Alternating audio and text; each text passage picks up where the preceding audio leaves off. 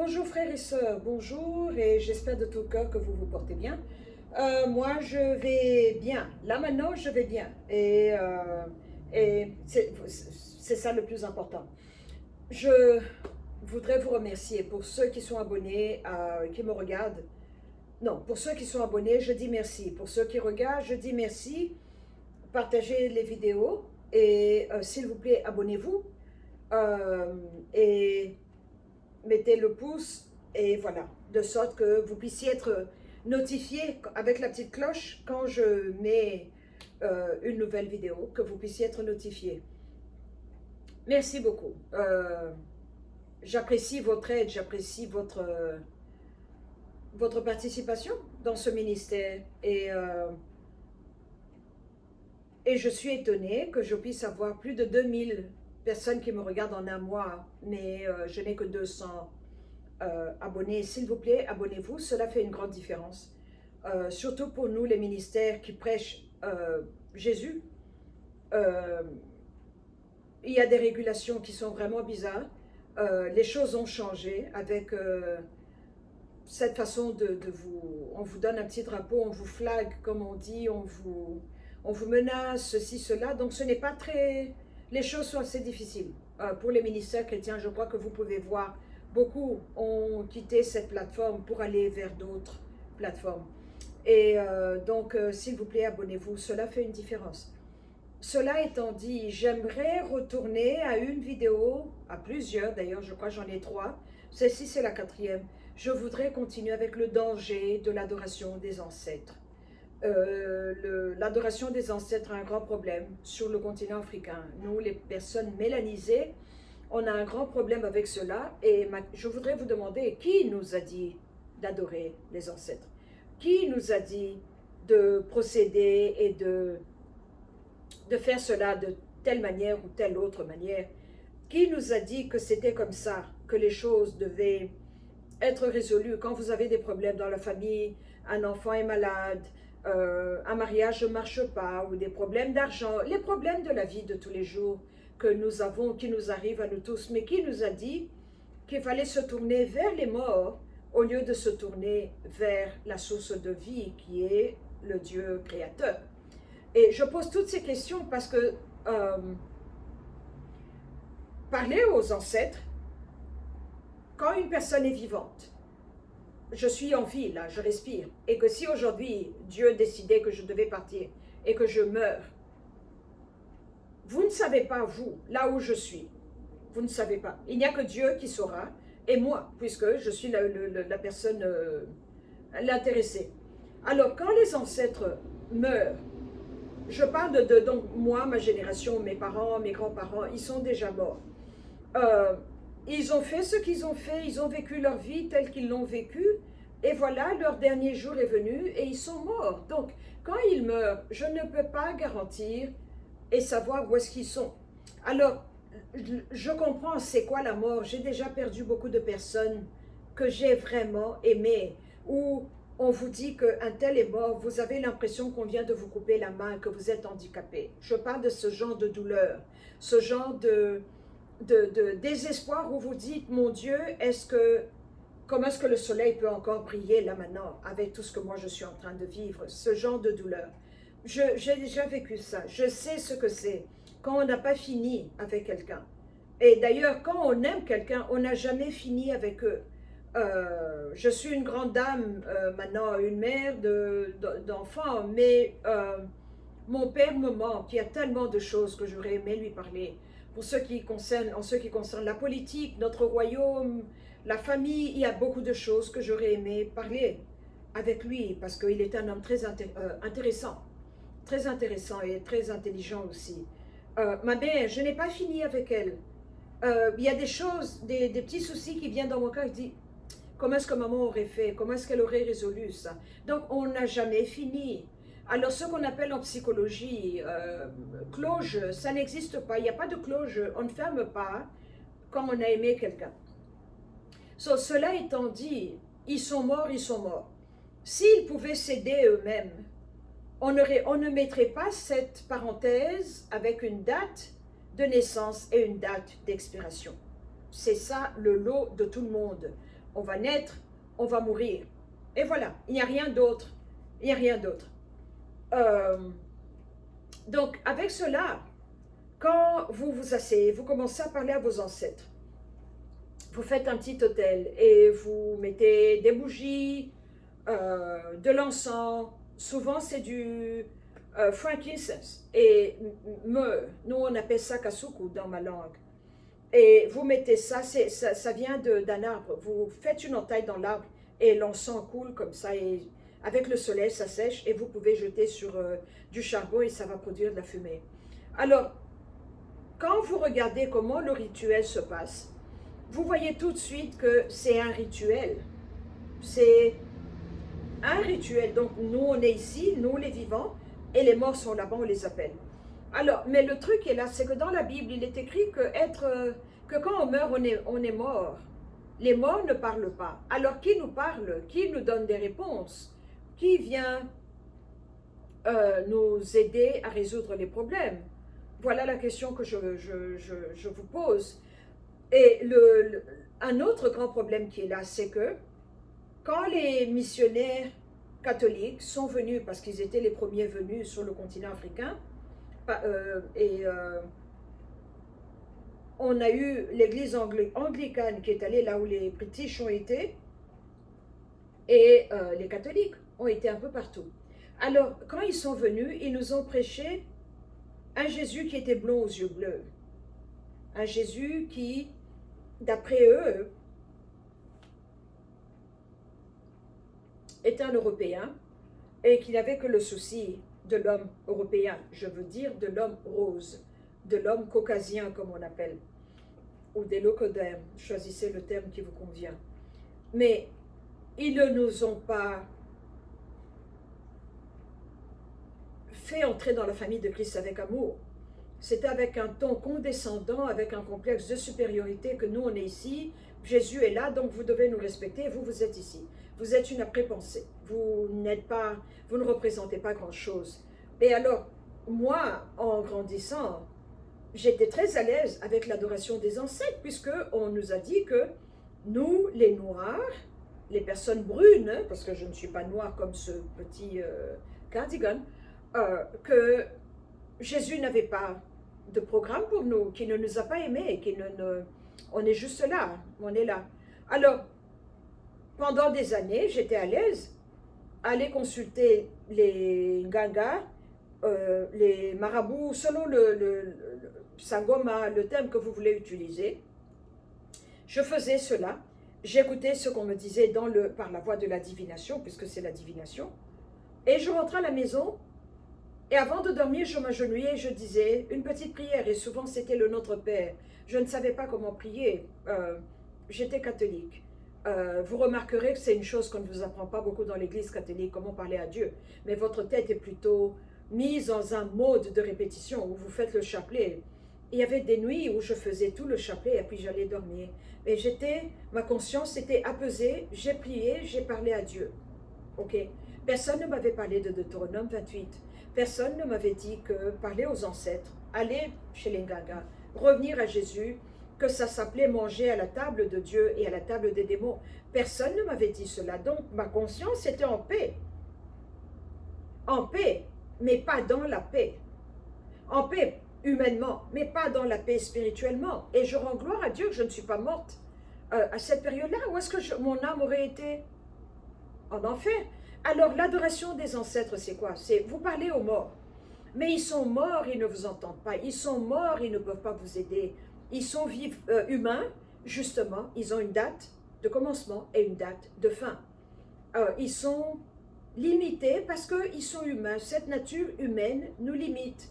Alors, maintenant, qui nous a parlé? Parce que quand vous allez du Cap au Caire, de Lobito à Dar es Salaam, les gens vous parlent d'adoration d'ancêtres. Mais qui nous a donné ce message, cet évangile? Moi, je dis, d'après ce que moi j'ai découvert, que l'adoration des ancêtres n'est pas bien. L'adoration des ancêtres, c'est se tourner vers les morts. Donc, vous parlez aux morts, mais qui ne sont pas votre grand-père ou votre grand-mère, mais vous parlez à un démon, à un esprit familier qui est là dans la famille depuis longtemps, qui vous connaît, qui connaît même votre langue. C'est comme ça que il m'est arrivé, mes ancêtres sont venus de la Tanzanie, ils parlent, on est les Bayéké, ils parlent le Kiéké, mais pourtant quand on arrive dans le Katanga, très peu aujourd'hui parlent cette langue-là. On parle plus le Kisanga, le Kibemba et le Kiswahili. Et quand vous voyez comment il m'est arrivé d'arriver, une fois, ça m'est arrivé, je suis allée chez un ganga et le monsieur a dit, il y a un grand-père à toi qui est là. J'ai dit, ah bon? Il a commencé à parler en kiéké. Et moi, je me disais, waouh, il est formidable. Un ancêtre est venu me parler. Non, c'était un esprit familier. C'était pas mon ancêtre est mort, il a été enterré. Donc, la nature a suivi son processus, il est décomposé et il est fini. C'est fini, la porte a été fermée sur cette vie qui est venue ici sur Terre et qui est repartie. Alors, quand on fait l'adoration des ancêtres, on parle à des esprits. On entretient une relation de donner et recevoir avec les esprits. On fait entrer la mort dans votre maison parce que quand on fait l'adoration des ancêtres, il y a ce qu'on appelle la libation. On offre à boire et à manger. Il y a eu des fois où les ancêtres vous disent on a besoin d'habits. J'ai vu des gens aller acheter des pagnes, des super wax, des costumes et tout ça. Vous mettez ça là dans un coin pendant 3 jours et puis ils vous disent merci, on a pris. Ok? Ou ils vont vous dire on veut une chèvre cette fois-ci, on veut une vache. Vous mettez là 3 jours, après vous tuez l'animal, vous leur versez le sang et vous mangez la viande. C'est ça, une table de rendez-vous entre les vivants et les morts. Et cela, beaucoup de personnes le font avec une conscience tranquille. Ils ne réalisent pas les problèmes dans lesquels ils sont. Alors, quand vous ouvrez la porte aux morts comme ça, là, les morts entrent, mais ce n'est pas les morts de votre famille, parce qu'eux sont morts et partis, mais c'est des esprits. Vous les faites entrer. C'est comme si j'ouvre la porte et je dis à 10 habitants, entrez, asseyez-vous, et ils vont s'asseoir, ils vont choisir un endroit où habiter, où se positionner, et ils mangent avec nous et ils boivent avec nous. Alors, parce que l'être humain qui respire, ici sur la dimension des humains, est comme une batterie, une force énergétique. Et ceux qui n'ont pas de corps physique sont illégaux ici. Donc ils ont besoin de posséder quelqu'un, d'entrer dans le corps de quelqu'un et de pouvoir vivre au travers de cette personne-là. C'est pour ça que quelqu'un qui est possédé est excessif dans sa façon de s'habiller. Il s'habille pour beaucoup de personnes. Il mange beaucoup. Il mange pour beaucoup de personnes.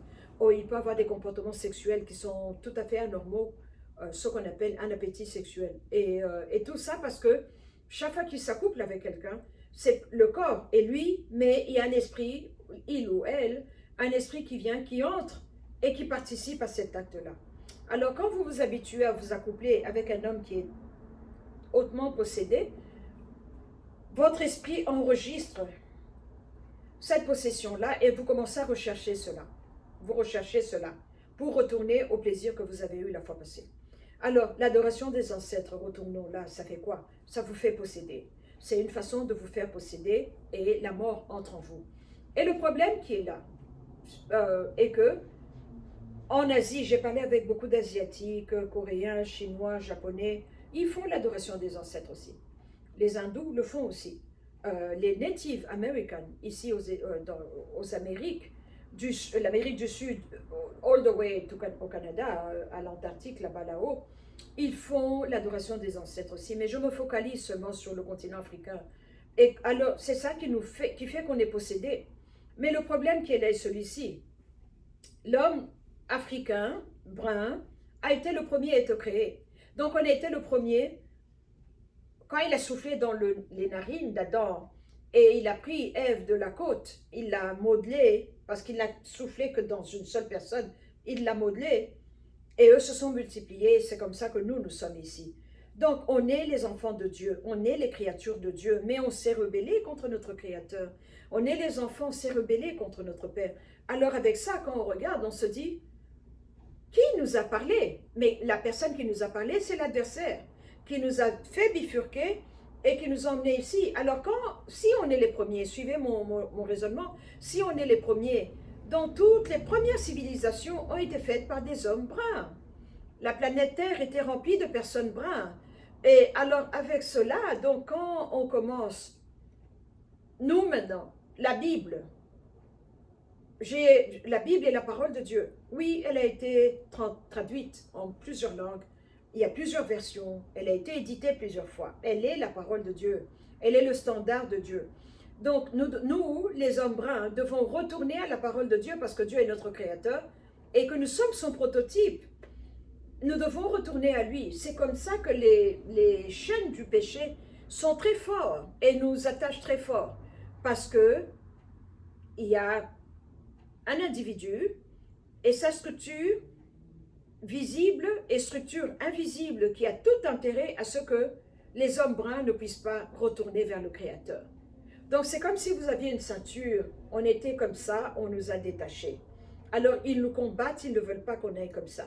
Mais aller comme ça veut dire quoi? Que on nous a menti. Jésus, quand il a marché cette terre des hommes, il était brun, il était mélanisé. Donc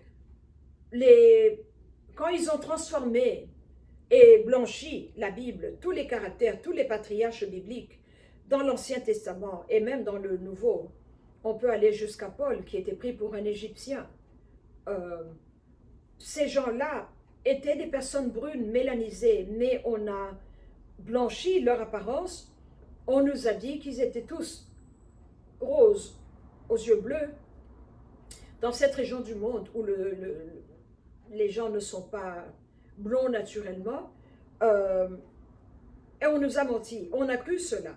Alors avec ça maintenant, il y a cet esprit de rébellion en nous qui dit que Jésus est blanc. Jésus est le Dieu des blancs. Je ne peux pas suivre Jésus parce qu'il était blanc. Non, Jésus est le Fils de Dieu. À tous ceux qui ont cru en lui, à eux, il leur a été donné la possibilité d'être appelés enfants de Dieu. Il est venu, il a vaincu, il a triomphé, il a accompli son œuvre. Donc nous devons retourner à lui, à la vérité que Jésus a emmenée, parce qu'il est le chemin, la vérité et la vie. Donc, je me tiens debout devant vous pour vous dire que je suis une femme africaine, fière de mes cheveux, fière de ma peau. Je suis jolie. Et je ne suis pas une après-pensée. Je suis le prototype de la femme. Et Dieu nous a envoyé le Rédempteur qui était un homme mélanisé aussi. Il n'y a pas de honte pour un Africain à suivre la Bible. Il n'y a pas de honte à un Africain de suivre et d'être un disciple de Jésus-Christ. Il n'y a pas de honte à un Africain de prêcher Jésus et être fier de son africanité. Alors maintenant, ici où je suis, je connais ma lignée royale. Je les connais très bien du côté de papa et du côté de maman parce que les deux étaient des familles royales.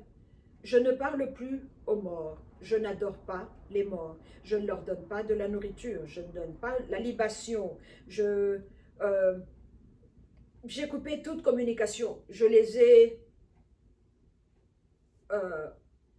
poussés de côté. J'aime mes ancêtres. C'est grâce à eux que je suis ici. Quand je regarde les photos, je ressemble à beaucoup d'entre eux. Leur ADN est dans mon ADN. Et on est une lignée. Ils étaient là et je suis ici. Mais je ne les adore pas. Je ne leur parle pas. Quand j'ai des problèmes, je ne vais pas vers eux pleurer, appeler au secours. Non, je m'agenouille, je me tourne vers mon Créateur. Parce que c'est lui qui m'a créé, donc c'est lui qui saura comment résoudre mes problèmes. Alors, parler aux morts est une chose très dangereuse.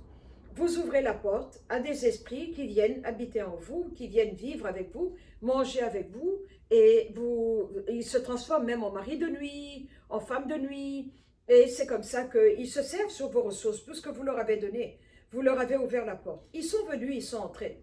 Voilà les dangers de l'adoration des ancêtres. Voilà le mal qu'il y a à faire l'adoration des ancêtres. Ça vous garde dans donc vous êtes vivant, mais vous avez fait entrer dans votre maison la mort. Donc la mort habite avec vous. Alors la mort tue vos biens.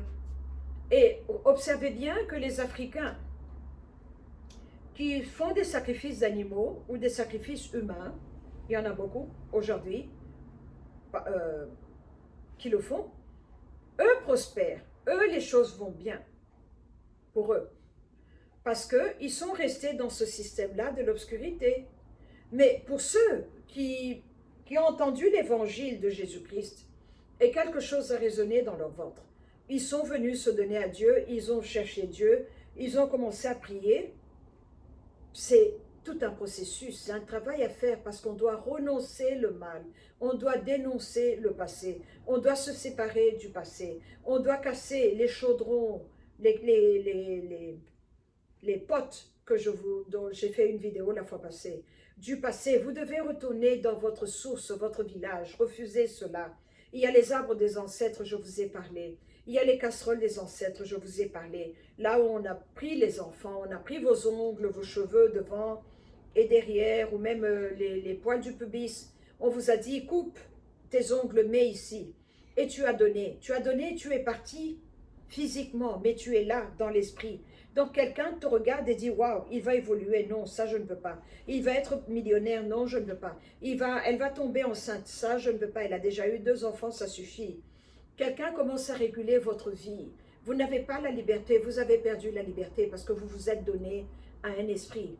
Et je suis arrivée à cette réalisation quand je priais pour moi-même et pour ma famille parce que je voyais des schémas qui étaient là et qui ne me plaisaient pas. Qui ne me plaisaient pas. Et je me disais, il y a quelque chose qui n'est pas bien ici. Et c'est là où le Saint-Esprit m'a donné 1 Samuel 2, 1 Samuel 8, 13 à 18. Là où les enfants d'Israël disent à Samuel, va dire à Dieu que nous voulons un roi. Nous voulons être comme les autres peuples. Et Dieu répond au prophète Samuel et lui dit, va leur dire que puisqu'ils veulent un roi, voilà ce que le roi va leur faire. Ce roi-là, c'est Satan lui-même. Il est venu et voilà ce qu'il nous a fait. Alors, on le sert avec fidélité. Il y a beaucoup de débats, beaucoup d'échanges, très houleux. Des familles sont divisées parce qu'un côté dit on doit suivre Jésus et ses méthodes, un autre dit les ancêtres et leurs méthodes. Mais les ancêtres sont ici et ce sont des liens affectifs. Vous les avez aimés, on a mangé avec grand-mère, on a mangé avec grand-père et on est ici. Mais quand vous allez un peu plus loin, vous voyez que c'est Satan et ses troupes qui sont là. Et c'est comme ça que c'est avec eux que vous combiniez, c'est avec eux que vous mangez, c'est à eux que vous offrez votre affection et vous offrez vos finances, vos poules, vos chèvres, vos vaches et tout ça. Donc, au lieu de... Voilà, donc il y a des familles qui sont divisées comme ça et voilà ce qui se passe quand vous continuez avec l'adoration des ancêtres. C'est Satan que vous servez, c'est à Satan que vous donnez votre force, c'est à Satan que vous donnez votre soumission et votre affection. Dans le psaume 103, là on dit, et vous les anges de Dieu qui exécutez ses ordres en obéissant à la voix de sa parole. Quand nous prions la parole de Dieu, les versets bibliques, les psaumes, ou on proclame les versets, on donne la force aux anges qui obéissent à la voix de Dieu. Les anges du côté de Dieu, ils nous entendent, ils disent, ça c'est la parole de Dieu, et ils viennent aider. Donc, moi, je ne parle pas aux anges, je n'appelle pas les anges, je ne veux pas savoir leur nom, non. Quand je lis dans la Bible, on parle de Raphaël, non, on ne parle pas de Raphaël dans la Bible, on parle de Michael et de Gabriel. Mais quand vous lisez la théologie catholique, ils ont tout un livre, ce qu'on appelle angélologie, de différents noms d'anges. Et ça, c'est pas à moi. Je veux me focaliser et connaître le Saint-Esprit et ses troupes. Il est the Lord of Hosts. Donc, si j'ai lui, je vais avoir toute son armée avec moi, de mon côté. Donc, c'est ce que je fais. Alors, voilà ce que je voulais partager, les dangers de l'adoration des ancêtres. Et regardez bien, ceux qui sont totalement dans l'adoration des ancêtres, les choses marchent bien pour eux. Parce qu'ils sont dans le noir, ils ne sont pas un danger pour le système de Satan. Et alors votre énergie, votre vitalité, votre vie Zoé est sucée par eux parce que vous les avez adorés. Et voilà ce qui se passe. Et alors donc je vous encourage, à ceux qui faisaient l'adoration des ancêtres, faites un examen de conscience, regardez votre vie quand vous étiez là-bas et quand vous êtes entré en Christ. Regardez comment est votre vie et choisissez. Et n'arrêtez pas, continuez à aller de l'avant parce que les tactiques changent avec votre élévation. Les tactiques viennent, au début, ils vous attaquent. Ils vous attaquent. Les phénomènes de marée de nuit me sont arrivés, Les 2 mains ne suffisent pas. Combien de fois cela m'est arrivé dans mon sommeil? J'ai persévéré avec les jeûnes et la prière. Après, la tactique a changé. On me disait, est-ce qu'on peut négocier? On va te donner 60, nous on garde 40. J'ai refusé. 70, on garde 30 ou 70. J'ai refusé. On a persévéré. C'était des menaces maintenant. Tu vas voir ce qu'on va te faire. Tu vas mourir. On va te tuer. Tu vas mourir. Tu n'obéis pas. Tu vas mourir. J'ai persévéré. Et voilà où je suis aujourd'hui. Donc, je vous encourage dans votre foi, je vous encourage dans votre décision, je vous encourage parce que quand je vois la progression de mes rêves, j'ai toujours rêvé, mais la qualité des rêves que j'avais venait de cette source-là. Et la qualité des rêves que j'ai aujourd'hui vient de cette source. Je me suis débranchée de là avec son aide. Je lui ai montré que il, le Saint-Esprit, celui qui vient, parce que la Bible nous dit dans Zacharie 4,6, je crois, que ce n'est ni par la puissance ni par la force, mais c'est par mon esprit. C'est lui qui vient nous aider dans la bataille. Il exerce nos mains au combat. Il m'a sorti de là et il m'a emmené ici. Et maintenant, il m'a équipé. Je suis un instrument pour détruire. Je retourne maintenant détruire. Oh, je suis contente du travail qu'on est en train de faire. J'ai beaucoup de choses à vous dire. Je ferai d'autres vidéos demain. J'étais basse moralement. Moi, je n'arrive pas à me forcer. Je ne suis pas de ceux qui savent rire et sourire quand ils sont bas à l'intérieur. Quand je suis triste, je me renferme. Et je me sens mieux. Je me sens mieux et voilà, je suis là et on continue. Jusqu'à ce qu'on va finir. Jusqu'à ce qu'il va m'appeler, me dire, aujourd'hui est ton jour. C'est là où j'arrêterai de prêcher Jésus. Et entre-temps, je suis un instrument entre ses mains, je suis un marteau. Je détruis, je ramène, je détruis et je parle. Je parle pour édifier les Africains, réveiller les Africains, leur rappeler qu'on a un Créateur, il nous connaît, il est mort pour nous, Jésus a payé le prix pour l'Afrique aussi, parce que lui-même Jésus est venu sur le continent africain, la Bible mentionne le continent africain combien de fois. On a un plan merveilleux qu'il a établi et qu'il nous a donné. Il est entre nos mains et nous pouvons manifester ce plan-là que quand on retourne vers le Créateur. Voilà ce que je voulais partager avec vous. Encouragez-vous, fortifiez-vous. Dieu vous aime, Africains, Dieu vous aime, femmes noires, Dieu vous aime, hommes noirs, Dieu vous aime et vous êtes importants dans le programme de Dieu. Vous êtes importants et voilà. Que la grâce et la miséricorde de notre Seigneur soient avec vous. Merci beaucoup. Je vous aime.